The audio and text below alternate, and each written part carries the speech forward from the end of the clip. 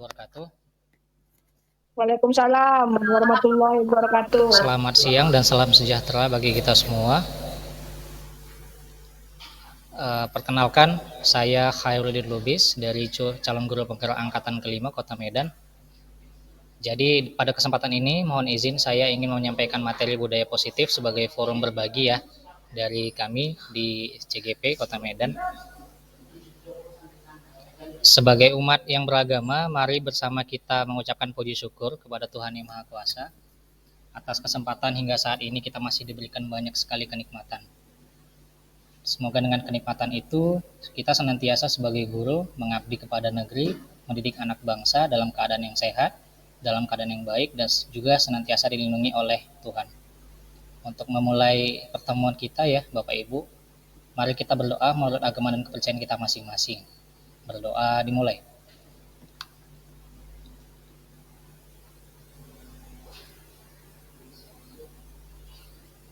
Berdoa selesai. Yang utama ingin saya sampaikan kembali ya, terima kasih banyak atas kehadiran dan kesempatan Bapak Ibu sekalian untuk mengikuti agenda ini. Semoga agenda ini nantinya dapat menjadi sebagai wasilah baru ya, agar kiranya kita senantiasa berubah, berbenah dalam mengajar di kelas, khususnya untuk keberadaan kita selama kita di sekolah.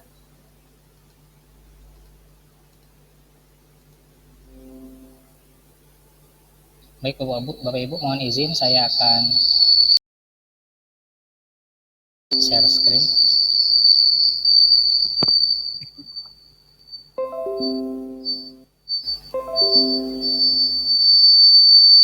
Pak, kecil aja soalnya Pak. Oh di situ. Baik. Apakah layar saya sudah terlihat Bapak Ibu? Sudah Pak, jelas Pak. Baik, sudah Pak. Ya, terima kasih Bapak Ibu. Mohon izin akan saya langsung sampaikan ya mengenai pembahasan kita hari ini.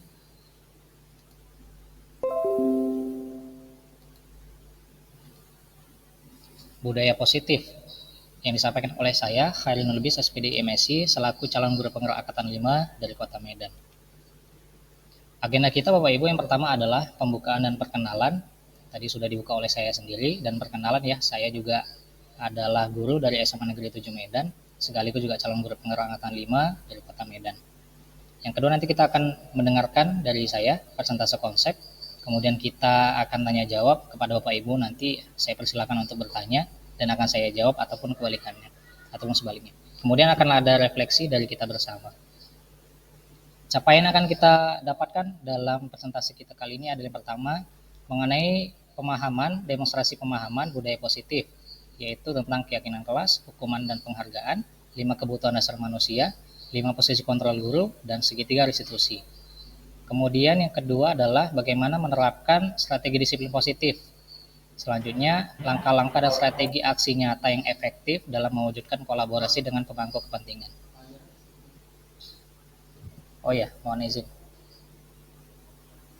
Layarnya belum ini ya? Oh ya. Sudah Pak Khairuddin, layarnya sudah kami lihat. Baik, terima kasih Pak. Kemudian adalah bersikap reflektif dan kritis terhadap budaya di sekolah dan senantiasa mengembangkannya sesuai kebutuhan sosial dan emosional murid. Selanjutnya adalah budaya positif atau ekosistem positif. Dari sini Bapak Ibu kita ambil contoh ya, bagaimana seorang petani itu bertani dan menghidupkan tumbuh-tumbuhan. Begitu pula kita yang sebagai guru dalam menuntun, membimbing anak-anak kita di sekolah. Dalam filosofi Ki Hajar Dewantara bahwa di petani dalam menumbuhkan padi itu adalah memperbaiki kondisi tanah, memelihara tanaman padi, memberi pupuk dan air, membasmi ulat-ulat atau jamur-jamur yang mengganggu hidup tanaman padi dan lain sebagainya. Begitu pula lah kita. Dalam budaya positif kita sangat berperan besar dalam budaya positif di kelas maupun di sekolah kita. Bapak Ibu, secara ilustrasi, budaya positif ini lebih besar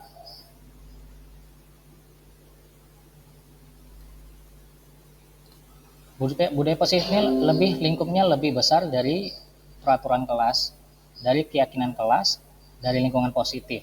Begitu ya Bapak Ibu. Jadi peraturan dan keyakinan serta lingkungan itu adalah cakupan luas dari budaya positif.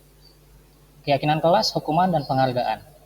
Kalau di kelas kita seringkali mendengar ya, seperti ini. Mengapa kita memiliki peraturan harus menggunakan helm bila mengendarai kendaraan roda 2? Kemudian mengapa kita memiliki peraturan 3M, yaitu menggunakan masker, mencuci tangan, dan menjaga jarak 1,5 meter. Yang ketiga, mengapa kita memiliki peraturan harus datang tepat waktu pada saat mengikuti pelatihan. Hal ini Bapak Ibu untuk mendukung motivasi intrinsik, yaitu kembali ke nilai-nilai atau keyakinan-keyakinan yang lebih menggerakkan seseorang dibandingkan mengikuti serangkaian peraturan-peraturan. Jadi keyakinan kelas itu lebih menyadarkan, lebih menggerakkan, dan lebih dari hati, begitu ya. Bapak Ibu mohon izin, dari gambar ini, yang mana yang merupakan keyakinan kelas? Yang A atau yang B? Kira-kira yang mana Bapak Ibu? Boleh langsung open mic aja. Dibandingkan dengan peraturan. Silakan Bu.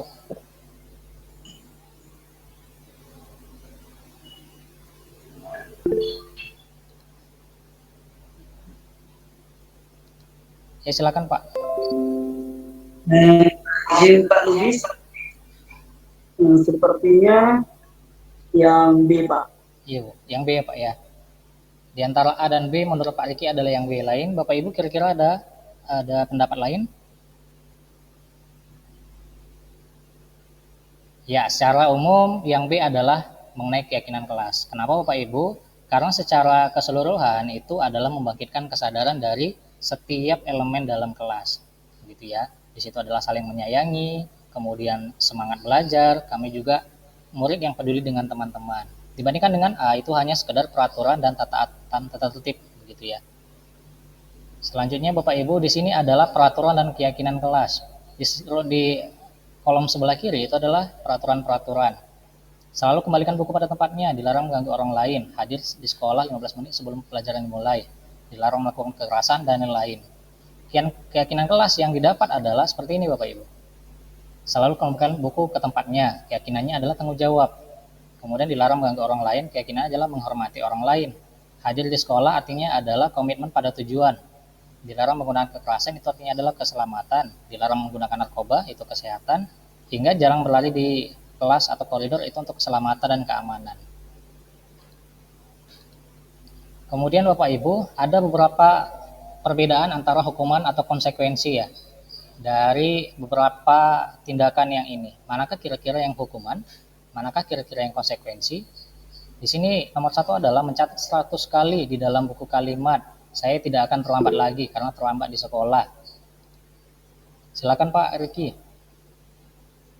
Izin menjawab Pak, itu hukuman ya, yang mencatat karena hukuman itu adalah tindakan yang tidak sesuai dengan apa yang dilakukan dan tidak ada hubungannya, sehingga tidak, hukuman ini seperti ini Pak, tidak ada yang bisa meyakinkan anak itu bisa berubah walaupun kita berikan hukuman apa saja, tetapi kalau dia konsekuensi itu adalah risiko dari apa yang telah dilakukannya Pak. Ya, terima kasih Pak Riki, pendapatnya sangat super. Jadi tindakan guru yang dilakukan adalah ketidakhubungan ya dengan perlakuan, dengan tindakannya tidak berhubung dengan alasan ketika dia itu terlambat begitu. Nanti akan kita lihat jawabannya di akhir begitu ya. Kemudian lari mengelilingi lapangan basket 2 kali karena terlambat hadir di sekolah. Kira-kira Bapak Ibu, hukuman atau konsekuensi?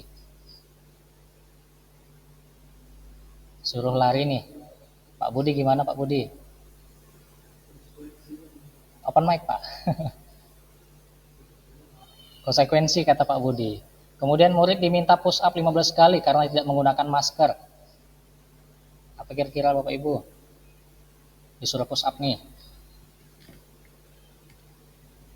Hukuman. Hukuman ya. Oh ya, Bu Dena hukuman. Kemudian menggantikan kertas tugas teman yang telah dicoret-coret. Jadi dia nyoret-nyoret buku. Konsekuensi Pak, menggantikan. Kemudian membersihkan tumpahan air di meja tulis karena tersenggol pada saat belajar. Konsekuensi Pak. Konsekuensi. Meminta murid tidak mengenakan sepatu seharian di sekolah karena tidak mengenakan sepatu hitam. Hukuman Pak. Hukuman. Lari mengelilingi lapangan basket 2 kali. karena terlambat. Konsekuensi apa, Konsekuensi Bang? Pak, Konsekuensi. karena ada PJOK Pak. Oh iya, Itu jurusan Pak Budi Pak. jurusan Pak Budi. Oke, kita lihat ininya ya, kita lihat jawabannya. Nah, apakah sesuai dengan yang kita sampaikan tadi? Kita cocokkan. Lanjut ya Bapak Ibu. Kemudian kita ini dia, hukuman dan konsekuensi perbedaannya. Jika hukuman itu adalah sesuatu yang menyakitkan harus terjadi. Konsekuensi harus terjadi dengan kata tidak menyakitkan begitu ya. Kemudian hukuman itu hukuman fisik maupun hati untuk jangka waktu lama. Sedangkan ini tadi ya, hukuman membuat anak sakit secara fisik maupun hati. Konsekuensi itu tidak ya. Dan hanya merasa tidak nyaman dalam jangka waktu pendek. Kemudian di hukuman itu anak akan membenci kedisiplinan. Kalau konsekuensi, anak-anak akan menghargai disiplin. Di hukuman itu dipaksa ya Bapak Ibu biasanya. Kemudian kalau konsekuensi itu tanggapan atau stimulus. Kita akan uji mereka bisa melakukan apa, maka mereka akan secara sadar untuk melakukan hal itu. Gitu. Kemudian mendorong di hukuman, mendorong anak menyakiti diri sendiri, sedangkan di konsekuensi adalah mendorong anak agar mudah menyesuaikan diri. Secara umum, penggunaan hukuman dalam budaya positif itu buruk ya Bapak Ibu. Dan dari konsekuensi mudah-mudahan stimulus, tanggapan, dan respon yang baik dari anak-anak untuk memperbaiki diri. Selanjutnya Bapak Ibu ada kebutuhan dasar manusia, ada 5. Secara umum anak-anak, khususnya juga kita ya sebagai Bapak Ibu guru, itu punya kebutuhan dasar. Apalagi siswa. Yang pertama adalah kebutuhan survival namanya. Di sini adalah kebutuhan untuk bertahan hidup. Kemudian kebutuhan untuk dicinta kasihi dan diterima. Kemudian kebutuhan penguasaan, kebutuhan kebebasan, dan kebutuhan kesenangan dari siswa di dalam kelas. Gitu. Ada contoh kasus ini Bapak Ibu. Ibu guru bilang, aku tidak boleh bersenandung sewaktu mengerjakan tugas. Katanya, kelas harus tenang. Tidak ada suara, padahal aku kan suka dan senang menyanyi. Kira-kira kebutuhan apa ini Bapak Ibu? Kesenangan Pak. Kesenangan, oke. Kemudian, ibu guru tidak menyapaku hari ini, padahal aku pakai jepit rambut baru. Kebutuhan apa kira-kira? Dia pengen diperhatiin nih. Cinta kasih Pak. Cinta kasih. Pak Riki memborong ya. Kemudian nih, ada kasus ketiga. Aku bosan masa belajarnya cuma gitu-gitu aja, dengerin ibu guru aja. Kira-kira kebutuhan apa ini Bapak Ibu? Dia gitu-gitu aja, nggak tahu mau ngapain di kelas gitu. Kira-kira? Kebebasan ya. Kemudian nih ada yang keempat, aku sebel katanya. Gambarku tidak rapi, malah ibu guru nunjukin ke teman-temanku di depan kelas, bikin malu. Kira-kira kebutuhan apa nih? Kita lihat kuncinya Bapak Ibu ya. Nah, yang di atas adalah kesenangan, kemudian cinta kasih, kebebasan, dan cinta kasih. Gitu ya, dari kebutuhan, dari 5 kebutuhan dasar. Kemudian Bapak Ibu kita mengenal mengenai posisi kontrol. 5 posisi kontrol sebagai guru ya. 5 posisi kontrol sebagai guru, nanti kira-kira kita di posisi yang mana Bapak Ibu juga boleh sampaikan. Di penghukum, guru itu biasanya menghardik, menunjuk-nunjuk, menyakiti, menyindir. Ada guru yang pembuat merasa bersalah, dia ceramah di kelas. Seharusnya kalian nggak kayak gini, ibu kecewa kalau kalian gini. Jadi dia pengen itu muridnya itu sadar, merasa bersalah gitu. Ada guru-guru yang dia kayak teman sama siswanya, jadi bergaul bareng, kemudian secara pembicaraan mereka juga sekufu gitu ya. Ada guru pemantau, dia menghitung dan mengukur sesuai peraturan yang ada. Ada guru yang manajer, mengajukan pertanyaan-pertanyaan. Kalau kamu berbuat gini, apa yang kamu harus lakukan dan segala macam. Guru di penghukum biasanya melihat kalau kamu tidak melakukannya, awas ya, rasakan nanti, katanya gitu. Pembuat merasa bersalah nih, kamu seharusnya sudah tahu. Ibu lelah sekali mengatakannya, ibu stres. Kalau teman, ayolah lakukan demi ibu. Masa kamu tidak mau? Ingat tidak ibu pernah bantu. Ingat tidak ibu pernah bantu, katanya. Kalau pemantau, apa peraturannya? Seharusnya kamu melakukan apa, katanya gitu. Kalau manajer, apa yang kita yakini? Apa yang bisa kau kerjakan untuk memperbaiki masalah ini? Dampak kepada murid ya langsung ke Bapak Ibu. Kalau penghukum, biasa itu mengulangi kesalahan muridnya. Selalu diulanginya lagi karena tidak berbekas. Kemudian kalau dia membuat merasa bersalah, itu merasa rendah diri, malah siswanya minder. Kemudian kalau teman, dampak kepada murid itu lemah, tidak mandiri, dan bergantung kepada gurunya. karena sebagai teman begitu ya. Jadi sikit-sikit ibunya, sikit-sikit gurunya begitu. Kalau pemantau biasanya ini ada hadiah atau sanksi. Jadi juga kurang begitu positif. Sedangkan kalau dia sebagai manajer, kita sebagai manajer, itu biasanya siswa itu selalu mengevaluasi diri, bagaimana cara dia memperbaiki diri kalau ada kesalahan-kesalahan. Jadi Bapak Ibu, di bagian manakah kita kira-kira dari 5 posisi kontrol dapat kita muhasabah diri, introspeksi diri, begitu ya. Mari kita diskusi bersama Bapak Ibu. Dari 5 posisi kontrol, di mana posisi Anda sebelum belajar modul disiplin positif kali ini Bapak Ibu? Saya ingin tanya Bu Heti. Kira-kira Bu Heti? Awalnya hanya sebagai teman ya Pak. Teman ya Bu? Ya awalnya Pak. Oh iya, jadi sebelum kita belajar modul ini kita sebagai teman ya Ibu ya. Kalau Pak Hanafi kira-kira Pak sebelum belajar? Baik, Pak. Kira-kira sebelum belajar modul ini Bapak di posisi apa? Temankah, pemantau, atau pembuat merasa bersalah, atau manajer? Saya sering menjadi teman, tapi terkadang saya kalau dalam menghadapi satu proyek, saya sering menjadi manajer. Oke, manajer. Bagaimana perasaan Pak Hanafi kira-kira ketika menghadapi siswa sebagai teman dan sebagai manajer? Kalau sebagai manajer, kita bisa mengarahkan mereka. Namun kalau di saat saya menjadi sebagai teman, ya bagaimana perasaan kita itu menjadi sebagai konselor sebaya bagi bagi anak-anak didik kita. Nah, artinya kita tidak terlalu ego gitu, menyamakan dan sikap gitu, tapi tidak merendahkan di bawahnya kita. Baik, super sekali Pak Hanafi. Izin nomor 3, di mana posisi Pak Kurniawan saat ini Pak? Bapak apakah manajer? Pak Kurniawan ada? Pak Yusuf deh, Pak Yusuf. Posisi Pak Yusuf sebagai apa nih Pak Yusuf sekarang?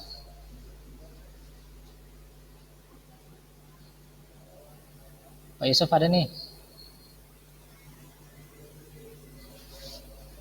Bu Rahmi deh, Bu Rahmi. Halo Bu Rahmi. Iya, Pak. Iya, kira-kira posisi Ibu sebagai apa ini Bu? Dari 5 posisi kontrol.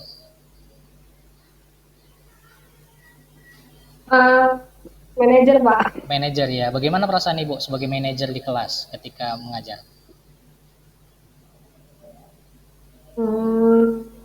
Apa ya?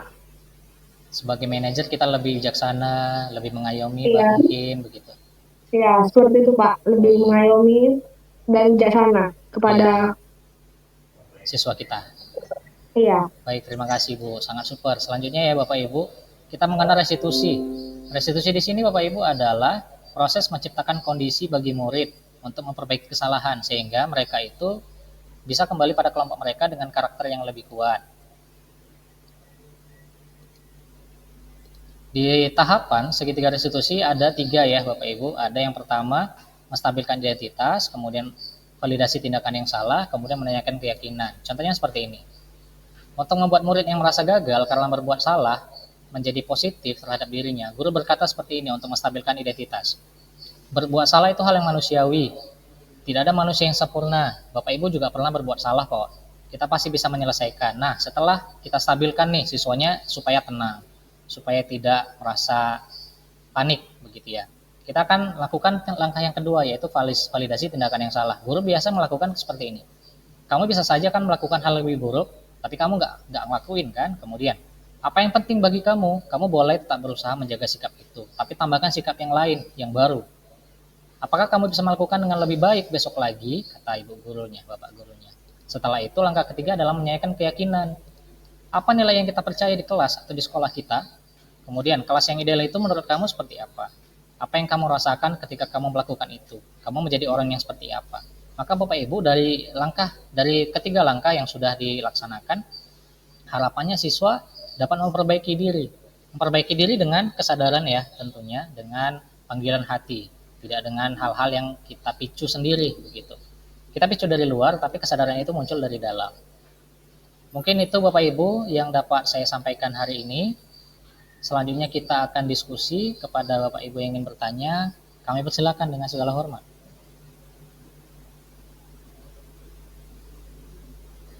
Silakan, apakah ada yang ingin bertanya? Ibu Diana mungkin?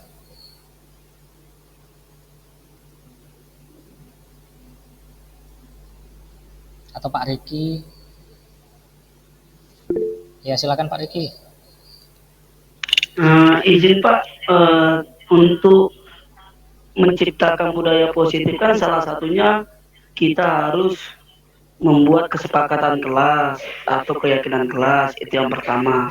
Yang kedua, kita harus melakukan restitusi.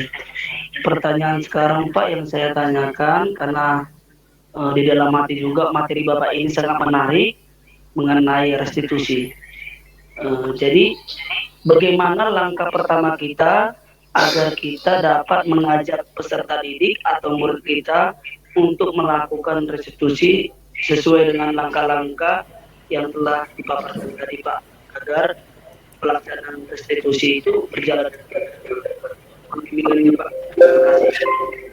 Baik, terima kasih Pak Riki atas pertanyaannya, sangat super dan mudah-mudahan jawaban saya nanti bisa mencerahkan kita bersama. Langkah awal sebelum kita melakukan budaya positif tadi ya, yang pertama kita akan melakukan keyakinan kelas. Namun sebelum itu kita harus bisa menjadi posisi kontrol seorang manajer ya Bapak Ibu, sambil belajar kita sebagai seorang manajer di kelas maupun di sekolah. Setelah kita belajar dan terus belajar untuk menjadi seorang manajer di kelas maupun di sekolah, kemudian kita akan berkolaborasi dengan Bapak Ibu guru yang ada di sekolah kita. Harapannya setiap keyakinan yang kita nantinya akan sampaikan, akan kita sepakati, Bapak Ibu guru itu selaras. Jangan kita lurus, ternyata Bapak Ibu guru secara kolaboratif tidak sama dengan kita. Jadi harapannya walaupun kita bekerja lurus, kita berkolaborasi dengan rekan agar lurus juga. Setelah itu Bapak Ibu guru, kita akan menyepakati keyakinan kelas lebih mendalam kepada siswa kita. Jadi dalam keyakinan kelas itu akan kita sepakati bersama bagaimana sistem, bagaimana budaya positif, bagaimana keadaan-keadaan positif yang akan kita selami bersama. Di luar dari itu semua, kita wajib untuk terus belajar dan memperbarui diri, khususnya di modul ini dan modul-modul lainnya lagi, untuk bagaimana kita membuat kepribadian kita sebagai guru dan lingkungan kita menjadi positif. Mungkin itu Pak Riki, terima kasih. Terima kasih Pak. Terima kasih Pak. Selanjutnya Bapak Ibu ada yang ingin bertanya?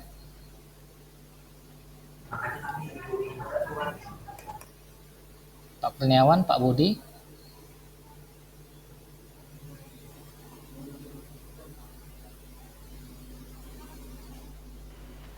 Assalamualaikum.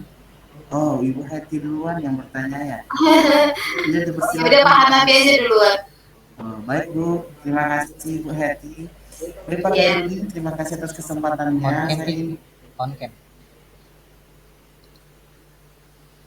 Baik Bapak Khairudin, terima kasih atas kesempatannya. Saya ingin bertanya, persiapan apa yang harus kita padakan, maksudnya begini, persiapan apa yang harus kita jalankan di sekolah supaya budaya positif berjalan dengan baik, karena kebanyakan fasilitas dari pembiasaan untuk budaya positif ini yang kurang digalakkan karena nggak ada fasilitas gitu Pak. Terima kasih Pak. Ya, terima kasih Pak Hanafi atas pertanyaannya. Persiapan awal ya sebagai penggerak utama untuk budaya positif adalah persiapan kita pribadi khususnya, ya kan? Dimulai dari diri sendiri, dimulai dari hal yang kecil, dan dimulai dari sekarang. Setelah 3 hal ini sudah kita ampuh, sudah kita padakan, maka harapannya selanjutnya kita berkolaborasi dengan rekan. Secara fasilitas, sarana prasarana dan segala macam itu akan menyesuaikan Bapak Ibu. Jadi ketika kita sudah siap, rekan-rekan kerja juga sudah siap untuk belajar budaya positif serta mengimplementasikannya dalam sekolah kita. Mudah-mudahan apa yang kita butuhkan secara fasilitas ya akan menyesuaikan. Jadi siswa itu akan melihat, karena contoh yang baik adalah teladan. Tontonan yang baik adalah perilaku gurunya, begitu. Jadi ketika kita sebagai guru dan rekan-rekan kita sudah selaras, sudah seirama tentang budaya positif, khususnya kita ya mencerminkan budaya itu ke siswa, secepat atau lambat hal tersebut juga akan dilakukan oleh siswa. Ada atau tidaknya fasilitas. Itu Pak Hanafi. Baik, terima kasih Pak Khairudin. Terima kasih. Ada satu lagi yang mau saya tanyakan, Silakan Pak. Pak. Bagi sekolah yang tidak ini kan tugas ini kan memang ditujukan untuk para guru-guru penggeraknya Pak ya. Lalu kalau sekolah yang tidak memiliki kandidat guru penggerak, gitu, tapi budaya positif ini harus dijalankan, gitu. Siapa yang terlebih awal atau menjadi pionir dari penggerakan budaya positif itu di sebuah sekolah yang memang tidak memiliki kandidat guru penggerak, begitu Pak? Terima kasih Pak pertanyaannya. Baik Pak, terima kasih pertanyaannya ya Pak. Iya, kesempatannya maksud saya. Sangat super. Jadi Bapak Ibu, kembali lagi bahwasannya modul ini diperuntukkan kepada kita seluruh guru di mana saja, gitu ya. Modul budaya positif khususnya yang mempelajari memang saat ini hanya calon guru penggerak. Namun pada akhirnya nanti kita akan melakukan ini semua, gitu. Jadi budaya positif ini sangat berguna bagi guru dimanapun kita berada, karena ini menunjang pergerakan dan transformasi pendidikan Indonesia nasional. Jadi sebagai promotor utama yang melakukan perubahan dalam lingkungan kita adalah kita, ya Bapak Ibu yang sedang berada bersama-sama saya di sini. Karena apa Bapak Ibu? Kita belajar ini maka kita harus implementasikan. Namun kalau kita membahas tentang amanah, tentang tugas dan harusnya siapa begitu ya, itu adalah pihak-pihak yang berkepentingan untuk membuat keputusan di sekolah. Begitu. Makanya di awal dari tahun ajaran baru adanya tata tertib ya yang dirapatkan oleh pihak-pihak yang memberi keputusan untuk siswa kan begitu. Dan juga pihak-pihak yang mendisiplinkan mendisiplinkan guru maksud saya secara berkala. Tentu di sekolah kita akan ada supervisi, akan ada di mana guru itu dengan pihak-pihak yang membuat kebijakan di sekolah itu melakukan kolaborasi sejauh mana perkembangan mengajar ataukah ada hambatan-hambatan tertentu begitu ya. Jadi Bapak Ibu saya simpulkan yang pertama itu adalah tugas kita yang berada di sini, harapannya itu dapat kita ilmu yang tadi saya sampaikan dapat kita implementasikan langsung. Tapi kalau ditanya soal tugas itu adalah mereka-mereka yang punya kepentingan lebih kuat, yang punya pengambil kebijakan lebih kuat. Tapi tidak pernah ada yang salah ketika kita memulai kebaikan. Dan itu adalah kita setelah pertemuan hari ini. Itu mungkin Bapak Hanafi. Baik Pak Khairudin, terima kasih atas jawabannya. Sama-sama Pak. Tadi Bu Heti, boleh Bu Heti silakan. Terima kasih atas kesempatan yang diberikan kepada saya. Tadi Pak Khairudin sempat membahas tentang 5 posisi kontrol ya Pak. Iya Bu. Jadi yang mau saya tanyakan begini, kebetulan saya wali kelas. Nah di kelas saya itu ada siswa yang sering sekali terlambat. Ya, kita sudah lakukan segala upaya, termasuk sudah kita tanya baik-baik ya, sudah sebagai awalnya mungkin sebagai teman. Nah kemudian kita juga sudah berusaha menjadi manajer, kita juga sudah berkolaborasi dengan guru BK.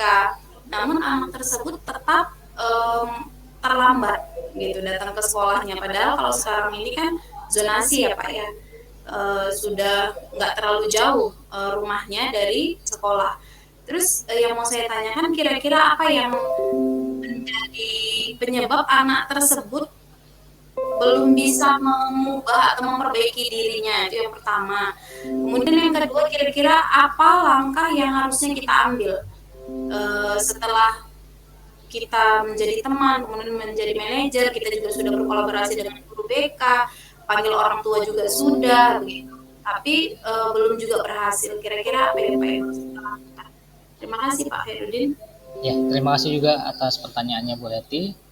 Jadi nanti apa yang saya sampaikan mudah-mudahan bermanfaat. Jadi Bapak Ibu, kita sebagai posisi kontrol ya, secara teori itu yang paling baik adalah manajer.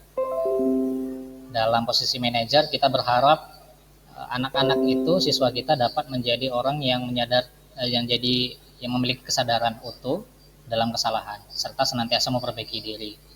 Dalam posisi manajer, kita langkah pertama adalah melakukan restitusi. 3 langkah restitusi seperti yang tadi disampaikan, yaitu menstabilkan identitas ya, secara khusus sebenarnya dia ini untuk membujuk, begitu ya. Bagaimana kita itu bisa membuat siswa lebih sadar, lebih paham, lebih tahu posisi diri. Namun secara psikologi tentu saja kita tidak bisa menyamakan satu siswa dengan siswa lainnya. Ketika akan terjadi hal yang seperti dilaksanakan, yang ditemukan oleh Bu Heti ya, mau tidak mau suka tidak suka ya kita juga harus berusaha maksimal. Yang ingin saya motivasi di sini adalah tindakan restitusi di sini tidak akan pernah berakhir. Meskipun pada akhirnya tindakan yang kita lakukan tidak sesuai dengan yang kita inginkan, atau respon dari siswa tidak sesuai dengan kita inginkan. Jika pada akhirnya tentu selalu ada ya putusan pahit dalam perjalanan proses hidup gitu ya. Jadi kita tidak bisa selalu mengambil langkah-langkah yang manis. Ketika memang kiranya sudah kita lakukan semaksimal mungkin, tapi respon hasil yang kita dapat tidak sesuai dengan keinginan, maka ikuti alur sesuai dengan keinginan akhir. Apakah memang kita harus tidak lagi melakukan hal-hal yang harusnya kita lakukan kepada anak lain, atau memang kita membuat dia itu keluar dari lingkungan kita, lingkungan ekosistem kita. Jadi pada intinya Bapak Ibu, kembali ke ekosistem atmosfer lingkungan kita masing-masing. Yang ingin saya motivasi adalah bagaimana kita itu tidak pernah menyerah, tidak pernah putus asa dalam membahagiakan, dalam mendidik, dalam menuntun, dan serta melakukan langkah-langkah restitusi. Terhadap hasil yang kita dapatkan itu kembalikan kepada Yang Maha Kuasa. Mungkin itu, Ibu. Ya, terima kasih Pak Herudin. Nanti akan saya coba. Mungkin ada pengecualian ya membuat anak spesial. Iya, Bu. Terima kasih juga. Baik, Bapak Ibu, kita langsung ke sesi akhir ya. Mungkin sudah kita padatkan. Selanjutnya kita mungkin bisa refleksi ya, Bapak Ibu. Boleh kira-kira yang ingin merefleksikan pembelajaran kita hari ini? Kira-kira Bapak Ibu ingin menyampaikan refleksi pembelajaran kita? Pak Riki mungkin?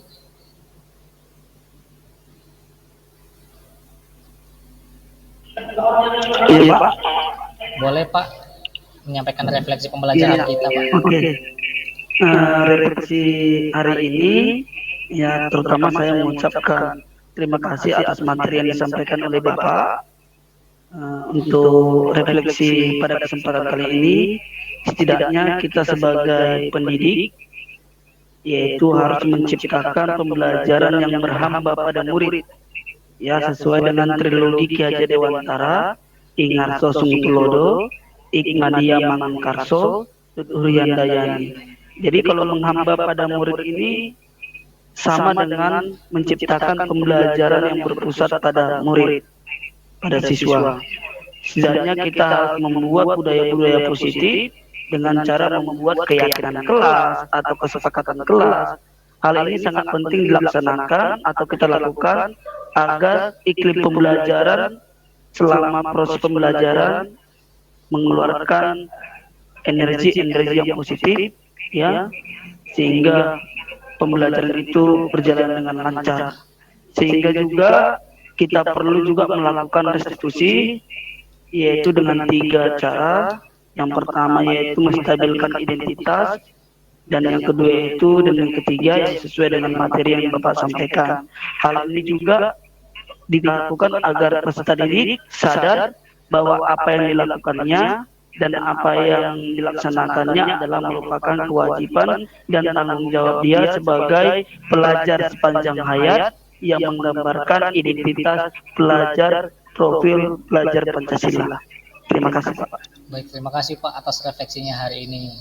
Atas refleksi Pak Riki Francisco, mudah-mudahan kita senantiasa mengimplementasikan ilmu yang kita dapatkan hari ini ya Bapak Ibu. Baik, berakhirnya refleksi tadi, berakhirlah pula pertemuan kita hari ini. Kita akhiri dengan doa ya Bapak Ibu menurut agama dan kepercayaan kita masing-masing. Berdoa dimulai.